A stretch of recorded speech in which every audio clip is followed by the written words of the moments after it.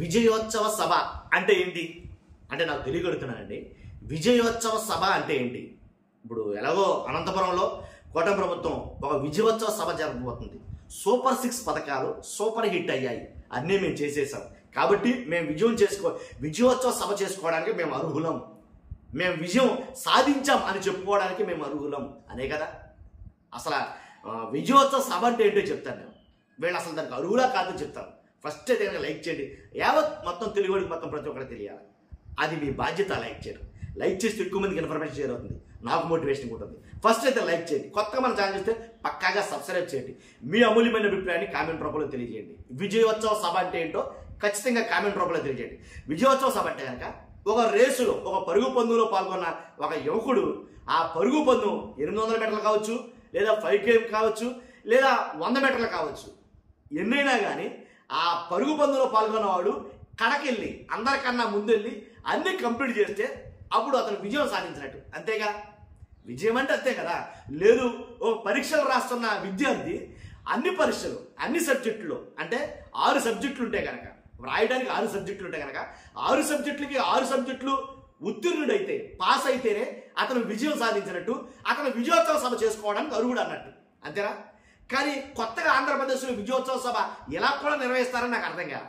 ఏదో కావాలనో లేకపోతే గెట్టకో ఏదో చేయాలని కాదు, కానీ ఉన్న వాస్తవం మాట్లాడుకోవాలి పార్టీలకు అతీతంగా. ఏంటంటే విజయోత్సవ సభ జరుపుకోవాలంటే అర్హత ఏంటి, ఏం కావాలి? విజయోత్సవ సభకి ఎవరో జరుపుకోవడానికి అర్హులు, వీళ్ళు అర్హులేనా? ఎందుకంటే అన్ని పరీక్షలు రాశారా, అన్ని సబ్జెక్టులు పాస్ అయ్యారా? విజయోత్సవ సభ అంటే ఏంటి? అన్ని నువ్వు ఇచ్చిన హామీలన్నీ సూపర్ 6 సూపర్ హిట్ అని పేరు పెట్టావు. సూపర్ 6 కంప్లీట్ చేస్తారా? సూపర్ 6 అన్ని ఫుల్ ఫ్లెడ్జ్ కంప్లీట్ చేస్తారా? ఇంకేమీ బాకీలు లేవా? ఇంకేమీ చేయలేదా? చేసిందండి ఆల్రెడీ కొన్ని పథకాలు అయితే 2 years వదిలేశారు, కొంచెం సంవత్సరం పాటు వదిలేశారు. ఇప్పుడు కొత్తగా నిన్న జరిగిన వైఎస్ఆర్సీపీ వాళ్ళు చాలా మంది ఆరోపిస్తారు. వాస్తవంగా ప్రతి రైతుకి 40,000 రూపాయలు ఇవ్వాలి. మీరు 40,000 2 సంవత్సరాలకు కలిపి మీరు ఇచ్చింది ఎంత?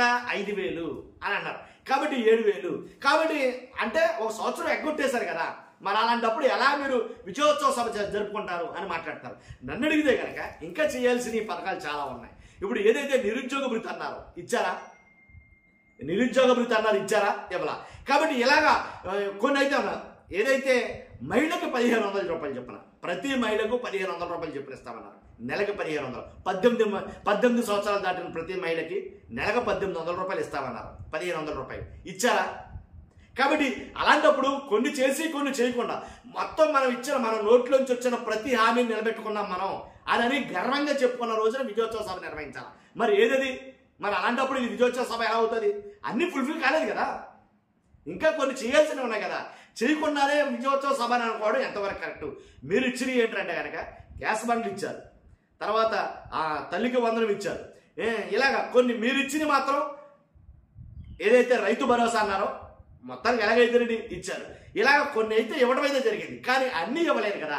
మీ నోట్లోంచి వచ్చిన ప్రతి మేనిఫెస్టోలో ఉన్న ప్రతిదీ అమలు కాలేదు కదా. ఇంకా అది నేను అడుగుతుంది కాదు, రాష్ట్ర ప్రజలందరూ ఆలోచిస్తారు దీని గురించే.